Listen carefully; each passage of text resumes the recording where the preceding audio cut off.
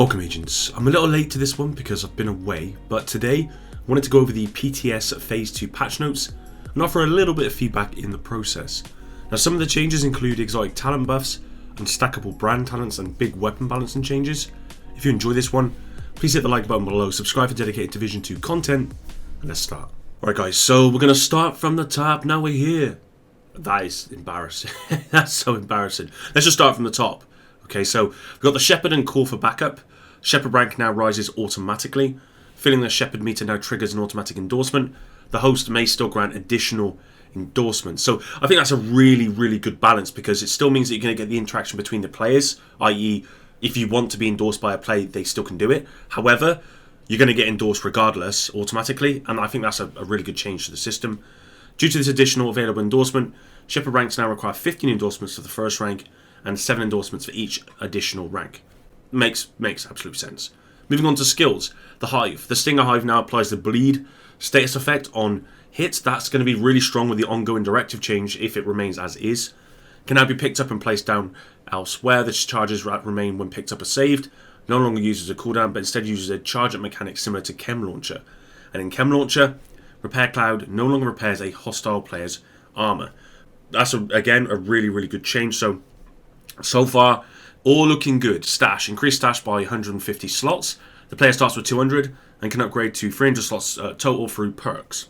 So we'll have to see what that looks like. Then we've got some options and controls. I'm not going to go through these options and controls, guys, because I assume this is just general stuff, you know, fixed weird stairs and all that sort of stuff. Let's go on to the juicier part. So, balancing changes for PvP. Now, this is some... looking here that I've wanted to see for a while. Skills have been individually tuned for PvP. Any value adjustments will be displayed in the skill information panel. Because in normalized PvP, skills are just not that strong. Damage adjustments only affect damage dealt to players in conflict and all dark zones. NPCs within dark zones take unmodified skill damage. Okay, that's good. Status effects duration adjustments only affect status effects dealt by skills to players in conflict and all dark zones. Status effects durations are unmodified for NPCs in dark zones, blah blah blah. And I think that's the same for like shields. It says here that healing adjustments affect all healing within conflict and dark zones. Cooldown adjustments the same with conflict and dark zones. So I'm not going to go through all of these, but I just want to see here what we're looking at. So looking at the turret assault, is that a nerf? Yeah, so we've got some nerfs here and buffs. I didn't realise that. So buff-wise, we've got the pulse jammer, turret sniper, turret artillery, chem launcher, oxidizer, firestarter, firefly, burster, demolition, seeker mine. Seeker mines did need to be adjusted in normalized PvP. They weren't very strong, to be honest. So it looks like explosives gone up quite a lot. Airburst has gone up significantly. And then we've got cluster here. You can see they haven't gone, from what I can tell, that's not a huge change. I mean, it is. I mean, that there is about, 40%? So it's quite a big up there. And then damage adjustments, nerfs. We've got the turret assault, drone stroker, shield. We've got the shields here, the hive, chem launcher, pulse, blinder, firefly. Okay. And then we got so these are kind of like the cooldowns, I believe, on stuff, possibly, well, except for turret assault, which wouldn't be, but damage taken adjustments, nerfs. Okay, so we'll leave that there. So let's just move on to the exotic holster talents. So we've got some nerfs here and we've got some buffs. So the chatterbox, while holstered, reloading your weapon within 5 seconds after a kill, grants 15% rate of fire for 10 seconds, down from 20%. Nemesis nerf, while holstered, gain plus 15% down from 25%. Headshot damage when scope of your current weapon. PvP version remains unchanged at 10%. And then Merciless, while holstered, landing a shot has a 5% chance to deal plus 100% up from 20% damage as explosive damage. So that's quite a good buff for the Merciless. So that's really cool. And then let's go on to the exotic talents, because they did say that what they're going to be doing exotic talents is making them... They're not going to be necessarily just having crazy damage numbers like you had with the Eagle Bear. Instead, what they're going to be doing is buffing their exotic talents to make them exotic, essentially. So Chatterbox, every slot landed grants plus 1% rate of fire to a max of 60. This resets on reload. Kills with weapon refill up 75% up from 20 of this magazine and grants a buff for 10 seconds. While the buff is active, every shot landed increases magazine capacity by 3. Up from 1 to a max of 60. Killing a target consumes buffs to fully refill the increased mag. Okay, Sweet Dreams, we've added functionality here. So, landing a melee attack on an enemy after swapping this weapon grants 60% bonus armor and applies the Sandman buff. PvP bonus armor remains at 35%. Killing an enemy with a Sandman buff reapplies the bonus armor. The debuff prevents enemy from using armor kits and receiving healing from any source. While equipped, Dodge and reloads 20% of your current weapons magazine, and if drawn, dodging grants plus 50% weapon damage for 2 seconds. That's the added functionality there. And if drawn, dodging grants plus 50% weapon damage for 2 seconds. So it's kind of like you dodge and you shoot someone and you're going to do an awful lot of damage. So that could be really strong. And we got the pestilence buff. After hitting the enemy 10 times, that's the start of the first one. And then we got whenever an enemy with the plague of outcast is killed, they leave a toxic cloud for 10 seconds that deals 1,200 damage percent, up from 400. That's a 3 times. That's been buffed by 300%. For weapon damage per second to anyone inside inflicts them with pestilence. PvP reversion remains at 500%. So this is obviously outside of PvP. This debuff reduces healing received by 50%, blah, blah, blah, blah, and that's the rest of it right there. So the Pestilence might actually be a lot more viable in PvE now, which is, again, great. Merciless buff, RPM increased from 260 to 400, okay. And then we got the talent here is weapons equipped with binary trigger, pulling the trigger fires primer rounds. And then each primer detonates plus 100%, up from 25% damage per primer detonated. PvP remains at 75. Only one enemy can have 3 primers, and most primers can be embedded. So what I've seen here already is that generally with all of these buffs, they're not affecting PvP. It's all PvE stuff. So base damage reduced by 15% for the Eagle Bearer. Downvote the video. Accuracy increases you, continues to fire up to 100%. Headshot Gale grants plus 100% reload speed, plus 50% damage, so that's up from 35. So you're actually getting that. When you get this, then of course you're getting that plus 50, you know, that it's making up that damage reduction, essentially. And the tenacity buff for 10 seconds, although the PvP version remains at 35%. Again, that's great. The strength of tenacity increased by 1% for body shots, blah blah. Then we got 40 to 80%, up from 20 to 8% of the damage taken is delayed until the buff expires. And that's going to affect PvP as well, so that's unbelievably strong. That talent was already strong, so that's, yeah, I mean, the Eagle Bearer is just an amazing gun. All the total delayed damage is reduced for each enemy killed while the buff is active, up to 100%, with 3 down from 5 kills. So, okay, so that's unbelievable. So actually, you have to get less kills as well to reduce that damage. So that's, I think, overall, I think that's great. Because I think, you know, yes, the Eagle Bearer has been reduced, the base damage has been reduced, okay? And the devs we're always going to do that regardless of anyone's influence, okay? But what they've done instead is that when you use the weapon and you're using it properly, i.e. using the talents, essentially, you're going to be getting that damage back. And some, you know, because you're going to be getting this as well, and these other changes here. So I think that's really good. Diamondback, buff for PvE. Diamondback randomly marks an enemy. You know, hitting that enemy consumes the mark, all that sort of stuff. After hitting 5 mark targets, gain plus 50% reload speed, 20% damage. All shots are guaranteed critical hits. While drawn, each time a round is loaded, gain plus 20%, up from 50% bonus armor for 3 seconds, although current live version text is 20%. This was bugged and only did 50%. It now grants 20% instead of 15%. Okay, and then we've got the Diamondback PvP new functionality. Headshots against players are guaranteed to critical hit and provide a stack of deep fangs. Non-player enemies such as NPCs and player skills will still be marked randomly on Diamondback and also provide stacks when hit. Not sure too much about that. I'm going to have to see that in action, to be completely honest. We've got some balance adjustments for the new talent. So Spark, damaging enemies with skills or grenades grant plus 50% weapon damage for 15 seconds. Spark can be found on backpacks. New requires 9% offensive attributes. Gain plus 25% weapon damage. Receiving damage disables his buff for 5 seconds. That's like really good on like a sniper in cover. Vigilance can be found on chest pieces. Now requires 7 offensive attributes. Concussion. Headshots grant plus 20% weapon damage or headshot damage for 2 seconds. 5 seconds with marksman rifles. Needs 7 offensive attributes. And then new composure. While in cover, grants plus 10% weapon damage. Ooh, you know, that's actually a really good talent. This. If you couple this with something like vigilance and you're in, you know, using a sniper in cover, you're going to be doing some crazy damage, and you're going to need 11 offensive attributes, which on a sniper, you're going to be trying to get as much damage as possible. So I can see some crazy sniper builds coming out of this already. And then we've got talent changes, basic gear talents. Okay, all basic gear talents are changing to be unique equip, meaning they will not stack with duplicates of themselves on other pieces of gear. Okay, this means players will have to compose builds of unique talent combinations instead of stacking one talent on all pieces. To compensate for this, all the basic talents have gotten boosts to their power level. That is interesting. Very, very, very interesting. And I think one of the main reasons is that it's because everyone just went for hard hitting in PvE. You know, so they don't want that. They want us all to use different stuff.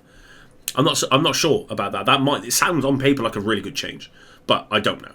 So we got critical, 20% critical damage from 15. Surgical is 15% critical hit chance. Devastating, 10% weapon damage up from 5. Empowered is 20% skill power. Hard hitting is 25% damage to elites up from 10. Okay, so that's like 2.5 of those anyway. We got vital plus 25% health. We got hardened plus 20% armor. Wow, I can see some serious armor changes coming in. Some like serious health and armor stuff coming in here. Hazard protection is 30% now. Restorative is 30% health on kill now. Self-adjusting is 30% armor. We got destructive is 40% explosive damage, and then capacitive, which is 50% skill duration. So we're gonna have to see how that works out. That could be good, but it's hard to know. Gear talents, we got some nerfs here and some buffs. So on the ropes has been nerfed. Weapon damage is increased by 15%, down from 25. And new in PvP, weapon damage is increased by 10%, down from 25, while all skills are on cooldown. So this is where the 30711 is basically going to be nerfed a little bit. Which I think... I don't like to say that I like stuff to be nerfed, because everyone hates that sort of stuff. The 3711 build is what everyone is using in PvP. It's by far... It gives you the best of all worlds, you know. You get good armor, you get good health, you get good damage, you get good skills, you know. It did need some adjustments. Creeping Death buff. PvE status effects spread to the nearest enemy within 25. Let's just look at the ones I actually care about here. You can read them all, obviously, on screen.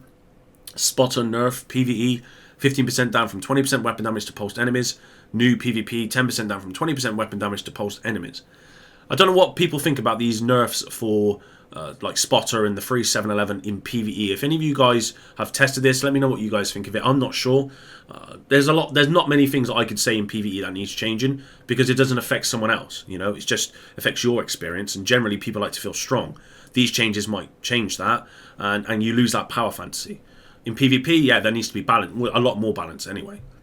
And then we got it's got Unbreakable PvP nerf. PvE is unchanged. PvP 20% down from 25% of max armor is repaired. When your armor is depleted, armor kits used within the next 7 seconds are not consumed. I'm not too sure about that. I didn't think Unbreakable was... it's strong, but it's not... I didn't think it needed a nerf.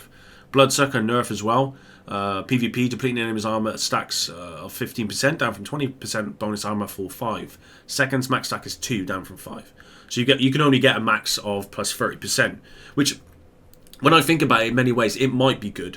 This stuff might be good, because the overall armor and stuff in this game at the moment, the time to kill when people are proccing like Bloodsucker and Unbreakable and stuff, it's just out of this world. It's pretty much like Nomad, again from the Division 1, if not worse than that. So yeah, it might be good. I don't know. Terminate for PvP buff. Depleting an enemy's armor grants plus 50% skill damage for 30 seconds. That could be really strong. You can imagine using a sniper to get rid of someone's armor and then popping a skill on the go. Yeah, we'll have to see. PvP buff for reassign. Killing a status effect enemy adds 3 rounds of random special ammo to your sidearm. Can occur once every 30 seconds, down from 45. And then PvP buff for calculated. Kills from cover reduce all skill downs by 20%, up from 10%. And then we got weapon talents as well. Breadbasket buff. Landing body shots adds a stack bonus of 50%, up from 5% headshot damage to the next headshot for 10 seconds. Max stack is 3, down from 10. PvP now uses PvE values. Okay. Close and personal buff. Killing a target within 7 meters grants 50% weapon damage for 10 seconds, up from 5. PvP now uses PvE values. That could be unbelievably good, especially because I think in this we've had some good SMG changes. So that could be and that would work in any weapon up close, assault rifles, whatever. That's really good. Rifleman buff. Stacks are no longer removed and miss shots and body shots. PvP now uses PvE values. That's it again. I think that's really good. Spike PvE buff, or PvP buff, sorry.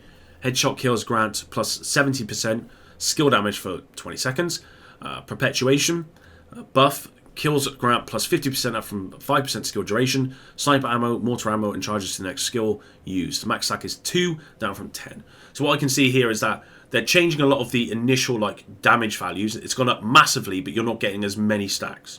And I think that's obviously for balance reasons. And premeditated nerf.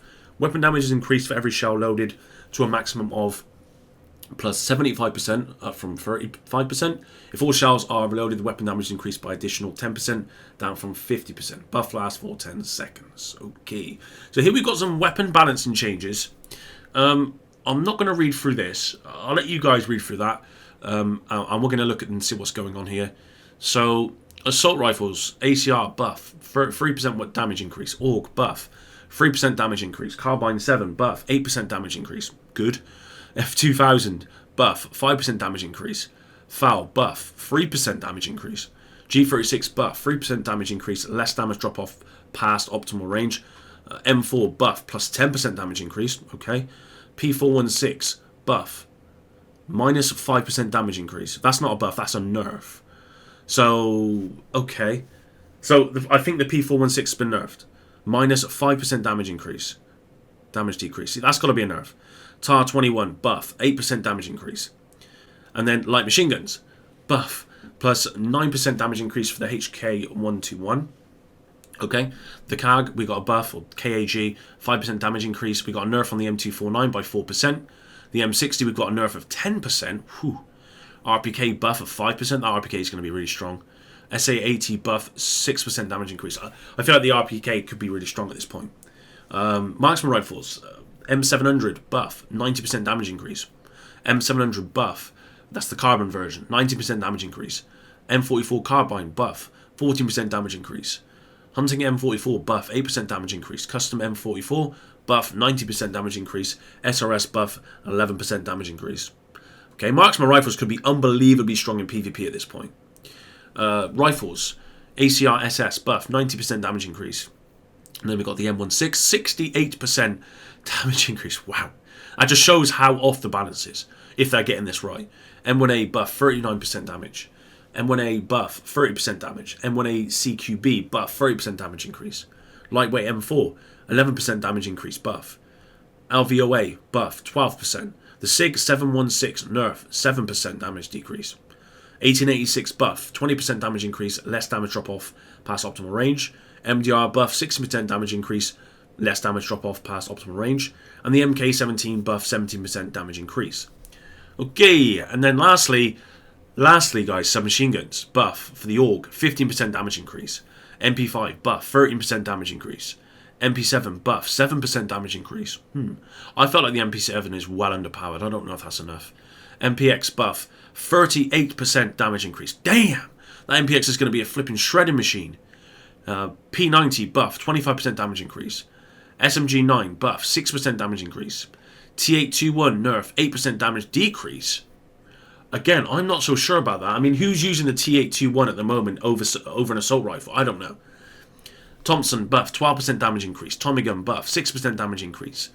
UMP 45 buff, 14% damage increase. Less damage drop off past optimal range. Vector SBR buff, 20% damage increase. Vector SBR 9 buff, 70% damage increase. Vector 45 ACP buff, 25% damage increase. Damn. So the SMGs overall got a huge buff. So did the rifles. Marksman rifles as well. Light machine guns got a hit a little bit. Assault rifles, apart from the P416, got buffed up, which again is great. So there we go. I've not tested any of this stuff out. I can't say whether this is all good or bad. I'm just going to quickly look through it to see if there's anything else. But generally, I think SMGs getting a buff is good. Rifles getting a buff is good. Marksman rifles getting a buff is good, but I don't... again, this could... Combined with the other changes that we had at the start of this, they could be really strong. Which is not a bad thing. It's just we don't want the one-shot sniper meta. Unless I've always said that if you're hitting someone in the head with a sniper and you've got a sniper build, they should die one shot. But we'll see. Light machine guns. Yeah, we got some nerfs and buffs. Assault rifles, we got some buffs across the board, apart from the P416, which is why the devs were saying that we need to wait for the bigger picture in respect to the Eagle Bearer, because whilst the Eagle Bearer was reduced down to 15%, the P416 is still now 5% damage stronger than the P416. Plus, it's got the exotic talents, which have been hugely buffed. So, Eagle Bearer is still the best gun in the game, and it's still worth getting. So, overall, I think that's good. I think it's absolutely good. And I'm looking forward to seeing how these basic gear talents work, to see whether it's a good or a bad change. I've not actually looked on Twitter or nothing at this point. I've literally only been home not very long. So, I've not seen anything, so I don't know what people are saying. But overall, it's interesting, you know, and the developers are clearly doing so much work here to try and make sure that this next update is a huge and a good one. And on paper, it looks good. But you guys will have to let me know what you think of these changes in the comments down below. Thanks very much for watching. I apologise that this is late. Hopefully it won't happen again, although my wedding's coming up in a couple of weeks, so I can't say for sure. But I will have a future video out shortly, probably just looking at what people are saying on Twitter and reporting back on that. But yeah, thanks for all your support. Thanks if you're watching until the end here, and until the next one, Epic out.